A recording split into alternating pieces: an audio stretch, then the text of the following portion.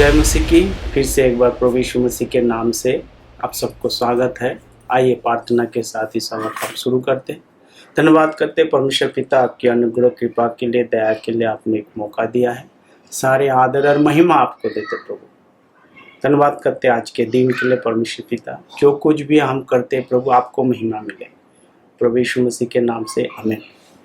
Hallelujah, praise the Lord. प्रभु यीशु मसीह के नाम से आप सबको स्वागत है। मसीह में प्रिय भाई और बहन, जिस रीति से आप लगातार गेट मिनिस्ट्री के लिए प्रार्थना कर रहे हैं, आप प्रार्थना करते रहिए। और जो हम बनाते हैं, वीडियो बनाते हैं, हमारा एक ही उद्देश्य है, लोगों को बचाया जाए। ये वचन सुने, लोगों को आत्मिक जीवन को प्राप्त करें, अनंत जीवन प्राप्त करें। आज एक गंभीर विषय के बारे में हम बातचीत करेंगे। गंभीर विषय यही है, पवित्र आत्मा और अन्य भाषा के बारे में। और इसको समझने की हम कोशिश करेंगे, क्योंकि यीशु मसीह वायदा किया था, मैं जाऊंगा और तुम्हारे लिए एक पवित्र आत्मा भेजूंगा। यूहन्ना सुसमाचार उसकी 14 अध्याय में। और उसके बाद यीशु मसीह क्रूस पे मारा गया, गाड़ा गया और ऊपर चला गया। उसके बाद परमेश्वर ने पवित्र आत्मा भेजा और चलते चलते 12 चेलों को पुकार कर उसने पवित्र आत्मा उस पर फूका। पवित्र आत्मा फूक कर उन्होंने बोला 12 चेले को, स्पेशल परमेश्वर ने अभिषेक किया है उस पवित्र आत्मा को फूक कर। और उसमें बोला है, एक केवल स्पेशल परमेश्वर ने प्रेरितों को ये सामर्थ परमेश्वर ने दिया है। वो सामर्थ इस प्रकार के थे, प्रेरित जिसका भी पापों को माफ करेगा। 12 चेले प्रभु यीशु मसीह का, परमेश्वर उसकी पापों को माफ करेगा। प्रेरित यानी 12 चेले अगर किसी को पाप को माफ नहीं करेगा, उसका पाप को माफ नहीं होगा। ये परमेश्वर ने स्पेशल अभिषेक 12 चेले को परमेश्वर ने दिया है। उसके बाद परमेश्वर ने बोला कि तुम जेरूशलेम में इंतजार करो, पवित्र आत्मा तुम पर आएंगे, तुम सामर्थ पाओगे।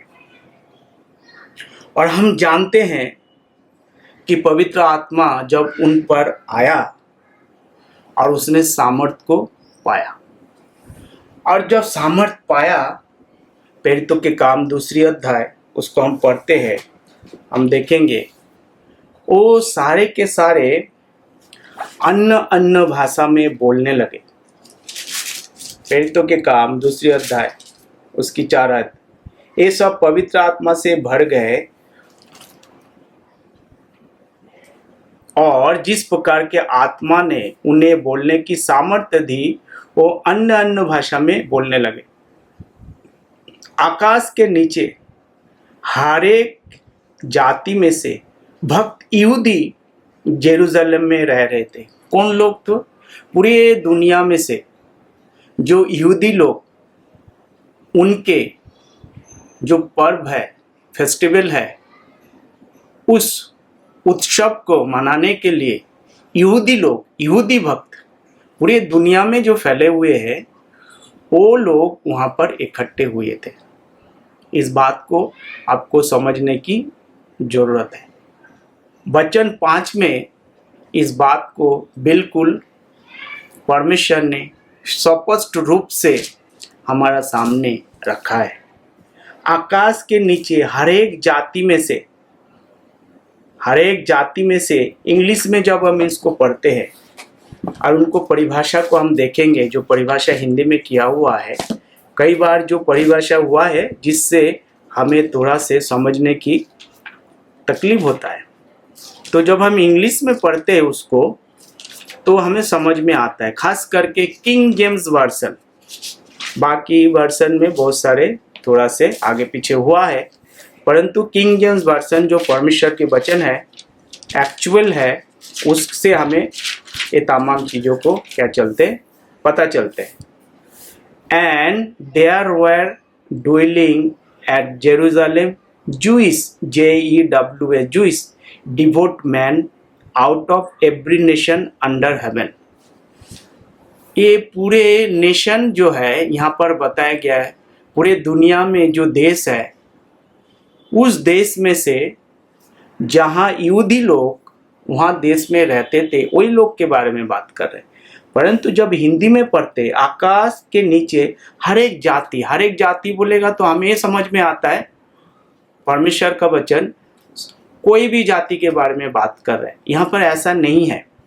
यहाँ पर इस बात को समझने की हमें कोशिश करना है।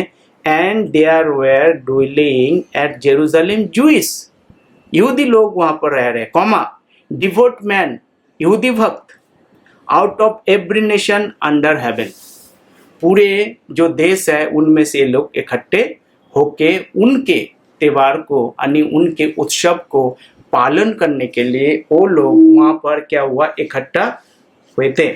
छठी आयत, जब वो शब्द हुआ तो भीड़ लग गई और लोग घबरा गए, क्योंकि हर एक को यही सुनाई देता था कि वो मेरी भाषा में बोल रहे। मतलब जो हर एक देश में से यहूदी भक्त जो पूरे दुनिया में फैले हुए थे, वो लोग वहाँ पहुँचे, उनके भाषा में उनको समझ में आ रहा है। 7 बार ये सब चौकित और अचंभित होकर कहने लगे, देख ये जो बोल रहा था क्या सब गैलीली नहीं? मतलब जो वहाँ पर अन्य भाषा में बात कर रहे थे वो सारे के सारे क्या है, गैलीली है। परंतु वो जो बोल रहा था वो कोई वहाँ पर भारत में भी हो सकता है, इंग्लैंड से भी हो सकता है, जापान से भी हो सकता है, चाइना से भी हो सकता है, हाँ, अफ्रीका से भी हो सकता है। तो वो लोग क्या कर रहे हैं, अपने अपने भाषा में परमेश्वर की वचन को सुन रहा था। आगे कौन कौन लोग वहाँ पर थे आगे बता रहे, मैं आपको बताता हूँ। तो फिर क्यों हम में से हर एक अपनी अपनी जन्मभूमि की भाषा सुनते हैं, परंतु उनका जो जहाँ जो जिस देश में रहते हैं उनका जो जन्म मातृभाषा है, वो मातृभाषा में जो गैलीली लोग बात कर रहे थे उनके भाषा में वो छान के आ रहा था। हम जो पार्थी, कौन लोग थे वहाँ पर, पार्थी थे, मेदी, इलामी, मेसोपोटामिया, यहूदिया और कप्पादोकिया और पंतुस और आशिया और फ्रूगिया और फुफुलिया और मिस्र और लीबिया देश के जो कुरेन के आसपास, इन सब देश के रहने वाले रोमी प्रवासी अर्थात यहूदी और यहूदी मत धारण करने वाले, क्रेती और अरबी, परंतु अपने अपनी भाषा में उनसे परमेश्वर के बड़े बड़े कामों का चर्चा सुनते थे। आपको समझ में आ गया? अभी ये जो लोग यहूदी का जो पर्व है, उत्सव है, उस पर्व में ये लोग इकट्ठा हुए थे अपने देश से जाकर वहाँ पर, और जो गैलीली लोग जो वहाँ के जो बाशिंदा है वो लोग वो बात कर रहा था, और जो कुछ भी परमेश्वर की अपने भाषा में बात कर रहा था, ये अपने अपने भाषा में ये तमाम चीज़ों को उनको सुनने के लिए मिला है। तो एक तो ये परमेश्वर ने क्या वायदा किया था कि तुम अन्य अन्य भाषा में बात करेंगे, जिसका विवरण हमें कहाँ मिलता है,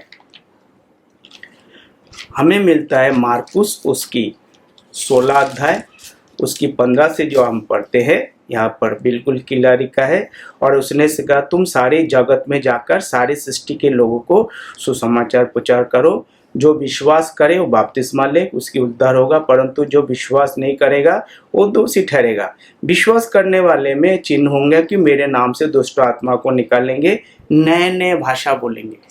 तो परमेश्वर ने उसको स्पेशल पावर दिया है, वो जो बातें कर रहा था अपनी भाषा में और ये सारे जो है वहाँ पर जो पूरे दुनिया में से लोग वहाँ पर इकट्ठे हुए थे, वो अपने अपने मातृभाषा में परमेश्वर की नाम की महिमा को वो सुन रहा था। एक पॉइंट तो ये हो गया अन्य भाषा के बारे में।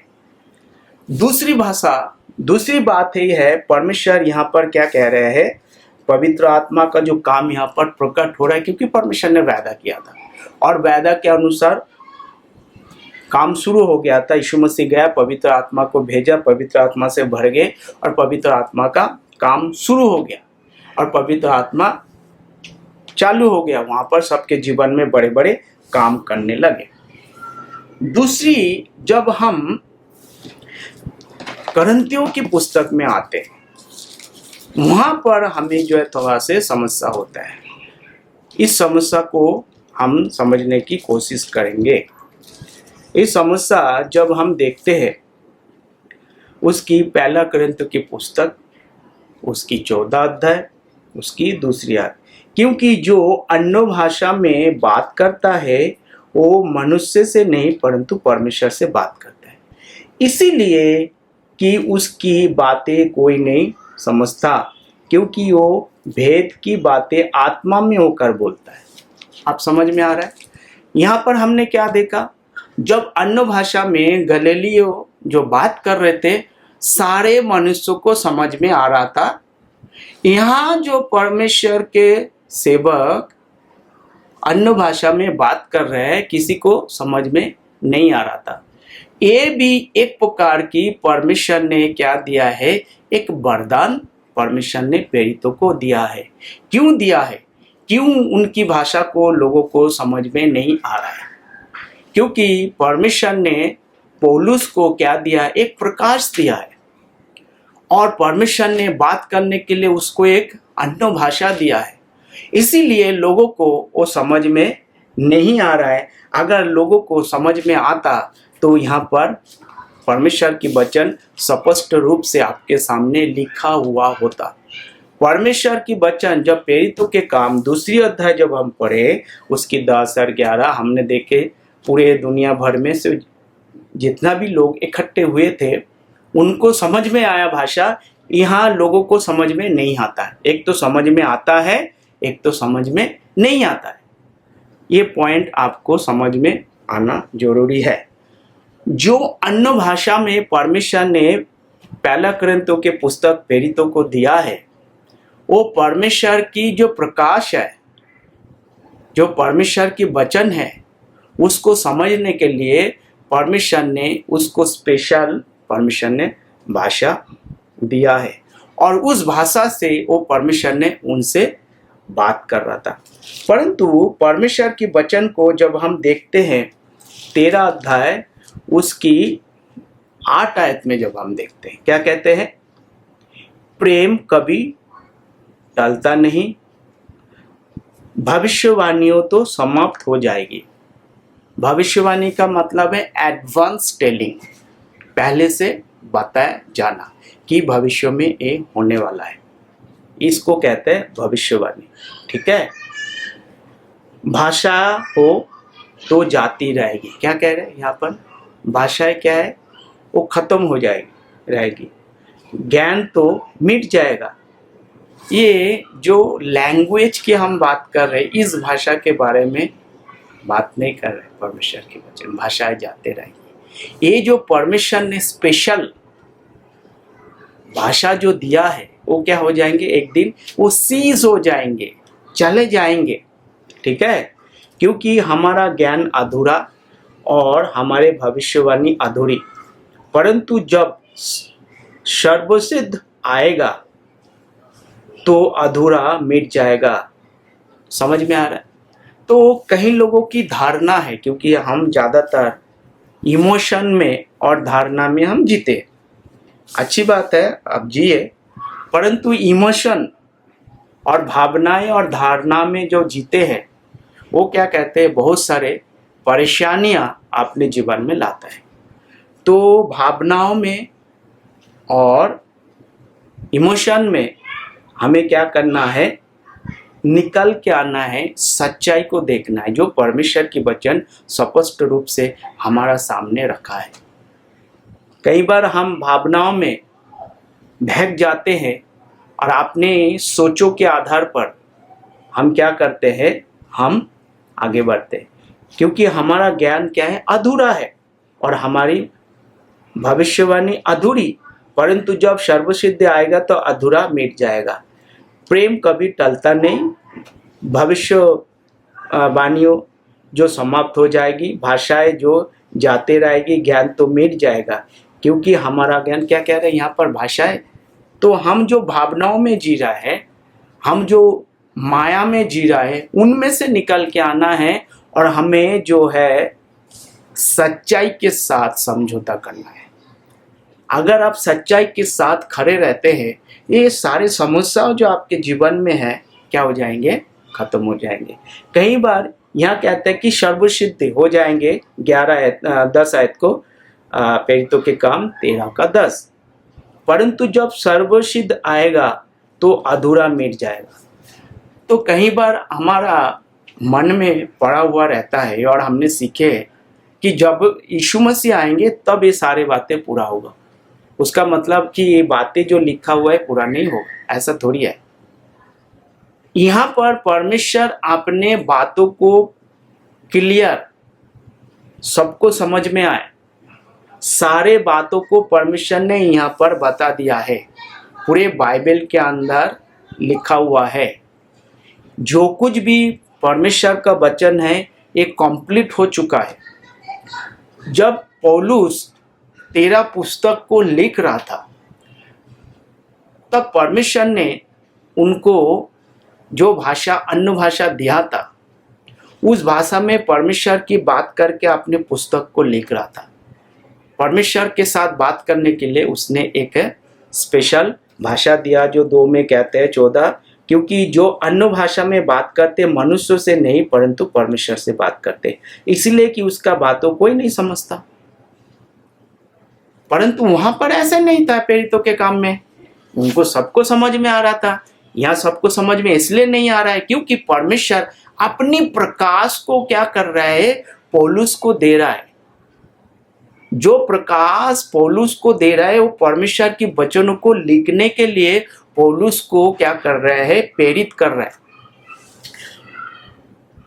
जब हम प्रेरितों के काम 12 अध्याय उसकी 28 आयत से पढ़ेंगे, 27 से पढ़ते हैं।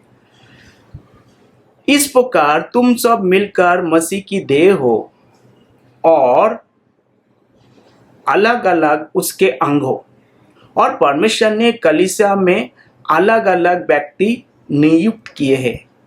प्रथम प्रेरित, दूसरे भविष्यवक्ता, तीसरे शिक्षक, फिर सामर्थ के काम करने वाले, फिर चंगा करने वाले, और उस प्रकार कहने वाले, और प्रबंध करने वाले, और नाना प्रकार की भाषा बोलने वाले। अब 29 को जब हम पढ़ते हैं, इसको आपको समझने की जरूरी है। क्या सारे प्रेरित है? क्वेश्चन मार्क है। क्या सब भविष्यवक्ता है? यह भी क्वेश्चन मार्क है। क्या सब उपदेशक है? ये भी क्वेश्चन मार्क है। क्या सब सामर्थ के कामों को करने वाला है? ये भी क्वेश्चन मार्क है। क्या सब चंगा करने वाला है, वरदान मिला है? ये भी क्वेश्चन मार्क है। क्या सब नाना प्रकार की भाषा बोलने वाले हैं? ये भी क्वेश्चन मार्क है। क्या सब अनुवाद करते हैं? ये भी क्वेश्चन मार्क है। तुम बड़े से बड़े वरदानों की धुन में रहो, परंतु मैं तुम्हें इन सब और भी सब के उत्तम मार्ग बताऊंगा। प्रियो, क्या सारे प्रेरित है? परमेश्वर ने अपनी वचन को पूरा करने के लिए परमेश्वर ने प्रेरितों को भाषा दिया है ताकि ये क्या करे, जो है परमेश्वर की वचनों को लिख सके। जब हम एफिसियों की पत्री उसकी दूसरी अध्याय को जब हम पढ़ते हैं, हम देखेंगे वहाँ पर लिखा हुआ है 11 आयत से, प्रेरितों के काम 4 अध्याय उसकी 11 आयत से, एफिसियों की पत्री उसकी 4 अध्याय उसकी हम 11 आयत से पढ़ेंगे। उसने कुछ को प्रेरित नियुक्त करके कुछ को भविष्यवक्ता नियुक्त करके, कुछ को सुसमाचार सुनाने वाले नियुक्त करके, और कुछ को रखवाले और उपदेशक नियुक्त करके दिया। तो 5 प्रकार की परमिशन ने सेवकाई दी है। जब इंग्लिश में पढ़ते हैं, इसमें लिखा हुआ है इंग्लिश में 4:11 में, and he gave some, gave मतलब पास्ट टेंस, मतलब बीते हुई समय के बारे में बात कर रहे, दे नहीं रहे, गिवन, दे चुका, apostle and some prophets and some pastors and some teacher, सब इवेंजलिस्ट। तो परमिशन ने दिया है क्या करने के लिए? कलीसिया को मदद करने के लिए। अब जो बाइबल पूरा हो चुका है, परमेश्वर जो अन्य भाषा क्या है अभी सीज है, जो प्रेरितों को दिया है, क्योंकि परमेश्वर कभी आधा अधूरा काम नहीं करता। परंतु कई बार हमें ये बातों को समझ में नहीं आता, हम बहक जाते, हम भावनाओं में जीता है और मन की सोच के अनुसार जीता है, इसीलिए ये सारे हमारा जीवन में समस्याएं आते हैं। तो इस समस्या का समाधान मुझे लगता है आपको समझ में आया कि परमेश्वर यहाँ पर क्या बात करना चाह रहे। परमेश्वर के बच्चे नहीं बात करना, जब पवित्र आत्मा आपसे बात करेंगे, परमेश्वर क्या करते हैं? बड़े बड़े काम करते हैं। क्या काम करते हैं? अनंत जीवन आपको देते हैं। प्रियो, समाप्त करने से पहले फिर से एक बार मैं आपको कहना चाहूँगा, यहाँ पर जो अन्य भाषा जो पौलुस बात कर रहे हैं, जो प्रेरितों को मिला है स्पेशल, ये परमेश्वर की 13 पुस्तक को पूरा करने के लिए परमेश्वर ने पौलुस को इस्तेमाल किया है। इसलिए किसी को समझ में नहीं आता है, परंतु वहाँ पर समझ में आ रहा था कि दोनों अलग अलग है। एक परमेश्वर की उद्देश्य है परमेश्वर की राज की स्थापना पृथ्वी में हो, और एक परमेश्वर की राज की स्थापना स्वर्ग में हो। दोनों अलग अलग विषय है। अगर आप परमेश्वर के वचन को सही रीति से विभाजन नहीं करना, विभाजन मतलब बांटना, अगर आप नहीं बांटते तो हम गलत रीति से बांटते हैं, क्योंकि परमेश्वर की वचन में लिखा है कि study to show thyself approved unto God, a workman that needed not to be ashamed, rightly dividing the word of truth। परमेश्वर की वचन को सही रीति से विभाजन करें ताकि कोई परमेश्वर के सम्मुख शर्मिंदा ना हो, ताकि जो सेवक लोग हैं प्रभु के सामने शर्मिंदा ना होने पड़े। ऐसा ना हो कि आप शर्मिंदा हो जाए। तो पवित्र आत्मा परमेश्वर ने दिया है क्या करने के लिए? कि परमेश्वर की वचनों को लोगों को उनको क्या करने के लिए? शक्ति देने के लिए, सामर्थ्य देने के लिए, कलीसिया को उन्नति देने के लिए। जब 13 का आखिर में जब हम पढ़ते हैं पहला कोरिन्थियों की पुस्तक उसका 12, सो अभी हमें दर्पण में धुंधला दिखाई देता है, परंतु उस समय आमने सामने दिखेंगे। इस समय मेरा ज्ञान अधूरा है, परंतु समय ऐसे पूरी रीति से ही परिपूर्णता जैसा पहचान गया है। पर आप सब विश्वास, आशा, प्रेम, ये 3 अस्थाई है, इन स्थायी है, पर इन सबसे ऊपर प्रेम है। तो ये जो प्रेम जो है सबसे ऊपर है। हम जो कुछ भी करते हैं, परंतु हम आपसे अगर प्रेम नहीं करते हैं तो हमारा सब किया कराया क्या है? व्यर्थ है। इसीलिए हमें वचनों की समझने की जरूरत है। प्रियो, अगर आप वचन को समझ जाते हैं तो परमेश्वर आपके जीवन में बड़े बड़े काम करते हैं। क्या काम करते हैं? आपके उद्धार परमेश्वर सुरक्षित किया है। ऐसा कोई भी ताकत जो परमेश्वर की प्रेम से आपको क्या नहीं कर सकते? अलग नहीं कर सकते। प्रियो, चाहते हुए भी अलग नहीं कर सकते। कई जगह पे हमने सुना, कई लोग जो है वचनों को जानते पर वचन के अनुसार नहीं चलते। प्रियो, क्या कहते हैं रोमियो के पत्री, जब आप विश्वास करते यीशु मसीह मारा गया, गाड़ा गया, तीसरे दिन जी उठा, परमेश्वर ने आपको क्या करते? अपनी आत्मा आपके जीवन में इंस्टॉल करते। किसके आधार पर? विश्वास के आधार पर। विश्वास से होता है प्रियो। और जब विश्वास करते हैं तो नाना प्रकार की शक्ति आप पर क्या नहीं कर सकते, आप पर आक्रमण नहीं कर सकते, क्योंकि कोई आपको छुड़ा नहीं सकते, क्योंकि सबसे पहले आपका उद्धार को आपको क्या करना है, पक्का करना है। रोमियो उसके 8:35, कौन हमें मसीह के प्रेम से अलग कर सकता है। एक बार आप पवित्र आत्मा पाते हैं, क्या पवित्र आत्मा और शैतान की आत्मा दोनों एक कमरे में रह सकता है क्या? आप सोचिए जरा, नहीं रह सकता है। एक बार परमेश्वर की आत्मा आपको इंस्टॉल होता है, यानी आपके घर के अंदर आता है, आपके जीवन में आता है, तो क्या होता है, कौन हमें मसीह के प्रेम से अलग करेगा? Question mark. क्या क्लेश या संकट या उपद्रव या अकाल या नंगाई या जोखिम या तलवार, जैसा लिखा है, ठीक है, शायद परंतु हम सब बातों में हम उसके द्वारा जिसने हमसे प्रेम किया जयवंत से भी बढ़कर है। क्योंकि मैं निश्चय जानता हूँ, ना मृत्यु, ना जीवन, ना स्वर्गदूत, ना प्रधानताएं, ना वर्तमान, ना भविष्य, ना सामर्थ, ना ऊंचाई, ना गहराई, ना कोई और सृष्टि हमें परमेश्वर के प्रेम से जो हमारा प्रभु यीशु मसीह में अलग कर सकेगी।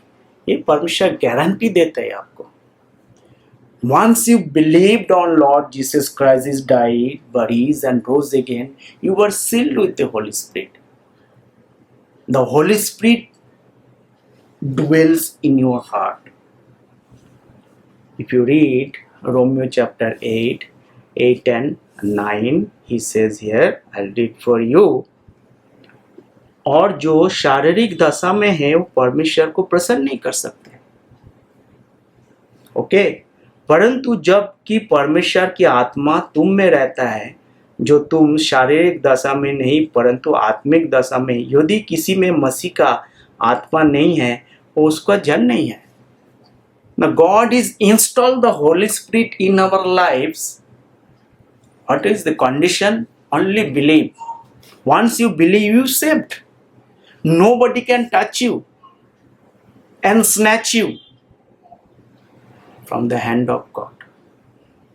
That is the security, सुरक्षा कवच परमेश्वर ने हमें देते हैं। This is only possible when you believe. ये केवल संभव है विश्वास के आधार, आपके कर्म के आधार पर नहीं। मेरा फास्टिंग करने से आपको कुछ फायदा होने वाला नहीं है, मुझे होगा। मैं मोटा से पतला हो जाएंगे और अपने समय परमेश्वर के सामने ज़्यादा बिताएंगे, परमेश्वर के आत्मिक आशीष को हम लेंगे। मेरे पैदल चलने से, मेरे सुसमाचार प्रचार करने का आपको फायदा नहीं है। यीशु मसीह ने आपको फायदा करवा के दिया। आपके फायदे के लिए परमेश्वर ने क्या किया है, आपके लिए लोहू बहाया। जब एफिसियों की पत्री जब हम जब पढ़ते हैं, उसकी क्या कहते हैं, यीशु मसीह ने लोहू बहाया है आपके लिए, और आपको लोहू बहाकर क्या कर लिया है, बचा लिया। आपके जीवनों को परमेश्वर ने बचा लिया है। 14 को उसकी 1 का जब 14 को पढ़ते हैं, which is the earnest of our inheritance, हमें क्या करते, उत्तराधिकारी बना दिया, until the redemption of the purchase portion. हमारा उद्धार के लिए परमेश्वर ने हमें क्या किया है, हमें खरीद लिया है। And to the praise of his glory, परमेश्वर ने क्या किया है, बयाना में आपने आत्मा को देखकर, आपने लोहू बहाकर, क्या कह रहे, वो उसके मोल लिए हुए छुटकारा के लिए हमारा मीरास का बयाना है। परमेश्वर ने हमें मोल ले चुका है अपने किसके जरिए, क्योंकि उसके महिमा की स्तुति हो, विश्वास से, लहू के द्वारा। वो उसके मोल ले छुटकारा के लिए हमारा मीरास की बयाना हो, कि उसकी महिमा की स्तुति हो।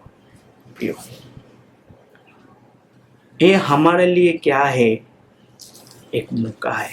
You understand the work of the Holi spirit, you understand the tongues, भाषाएं, पवित्र आत्मा का काम, एक बार हम परमेश्वर के पास था नहीं है, हम दुनिया में थे और एक ही हमें सुसमाचार पता था, God so loved the world he has given only one begotten son whosoever believeth him should not perish but have everlasting life। एक ही सुसमाचार पता था, परमेश्वर ने जगत से ऐसे प्रेम किया है, उसने एक लौता पुत्र दे दिया ताकि जो कोई विश्वास करे वो नाश ना हो परंतु अनंत जीवन पाए। एक बच्चा को परमेश्वर ने दिया और वो है प्रभु यीशु मसीह। एक बार जब उस पर विश्वास करते हैं, इस वचन के आधार पर परमेश्वर क्या कर रहे हैं, उनके साथ काम करना होता है। पहले आपको विश्वास करना है, उसके बाद 613 कानूनों को पालन करना होता है। मैं सच बता रहा हूं आपको, मत्ती, मार्कुस, लूका, योना, ये पुराना नियम है। परमेश्वर पुराना नियम के संत लोगों के साथ बातचीत कर रहे हैं। हम जो मसीह के अंग है और पहले जब हम अन्य जाति थे विश्वास किया है, हमारे साथ पुराना नियम के संत लोगों के साथ कोई लेना देना नहीं था प्रिय। हाँ, उद्धार तो था कर्म के आधार पर। ये यूहन्ना सुसमाचार 3:16 उसके जरिए हमारा उद्धार नहीं है। यीशु मसीह मारा गया, गाड़ा गया, तीसरे दिन जी उठा, तब जाके परमेश्वर ने हमारे लिए क्या किया, रास्ता खोला है। क्योंकि जब हम प्रेरितों के काम को पढ़ते हैं, क्योंकि हमारे लिए रास्ता बंद था, हम कहीं का नहीं थे प्रियो। प्रेरितों के काम उसकी 13:46 पढ़िए। जब पुराना नियम के संत लोगों ने क्या किया है, उन्होंने क्या किया है, परमेश्वर की आत्मा को क्या किया है, रोक दिया, उनको चाहिए नहीं। तब परमेश्वर ने बोला है ठीक है, तुमको नहीं चाहिए, कोई बात नहीं, अब मैं क्या करूँगा, अन्य जातियों को प्रभु के पास लाऊंगा। प्रेरितों के काम 13 अध्याय उसकी 46 को देखिए। तब पौलुस और बरनबास निडर होकर कहा, अवश्य था कि परमेश्वर का वचन पहले तुम्हें सुनाया जाता, ये कंपलसरी था, परंतु जब तुम उसे दूर हटाते हो और अपने को अनंत जीवन के योग्य नहीं ठहराते, तो देखो हम अन्य जाति की ओर फिरते हैं। जब इन्होंने, पुराना नियम के लोगों ने प्रभु यीशु मसीह को, पवित्र आत्मा को, परमपिता परमेश्वर को ग्रहण नहीं किया, तब परमेश्वर ने पौलुस को पकड़ा और बोला तुम क्या करो, तुम अन्य जातियों को बचाओ। आज मौका है प्रियो। यीशु मसीह मारा गया, गाड़ा गया, तीसरे दिन जी उठा। अब विश्वास करने से परमेश्वर आपको अनंत जीवन देते हैं। प्रेरितों को परमेश्वर ने बहुत सारे आशीष दिया है, भौतिक प्लस आत्मिक आशीष। हमें परमेश्वर ने आत्मिक आशीष दिया है। तो भाषाएं, पवित्र आत्मा, ये दोनों का कामों को आज के वचन के जरिए मुझे लगता है आपको समझ में आया होगा। प्रियो, इसको समझने की कोशिश करिए। आइए प्रार्थना के साथ इस सभा को हम खत्म करेंगे। जो भी आपका सवाल है आप लिख सकते हैं, पूछ सकते हैं, ईमेल कर सकते हैं, आपको उत्तर मिलेगा। प्रभु जी धन्यवाद करते हैं, तारीफ करते हैं, सारे आदर और महिमा आपको देते हैं। गेट मिनिस्ट्री के लिए प्रार्थना करते हैं, थॉमस जॉर्ज के लिए प्रार्थना करते हैं। प्रभु आप उनको आशीष देना, इस मिनिस्ट्री को आगे बढ़ाना, जो पूरे वर्ल्ड के अंदर प्रभु आपके नाम की जय जयकार हो। प्रभु इस यूट्यूब वीडियो के जरिए बहुत सारे ये वचन जो है लोगों तक पहुँचे। प्रभु धन्यवाद करते परमेश्वर पिता, अपने विनती प्रार्थना को सुना है। प्रभु यीशु मसीह के मधुर नाम से इस प्रार्थना को मांगते हैं, सुना और कबूल करें। आमीन। सबको जय मसीह की। प्रभु आप सबको आशीष दें। God bless you.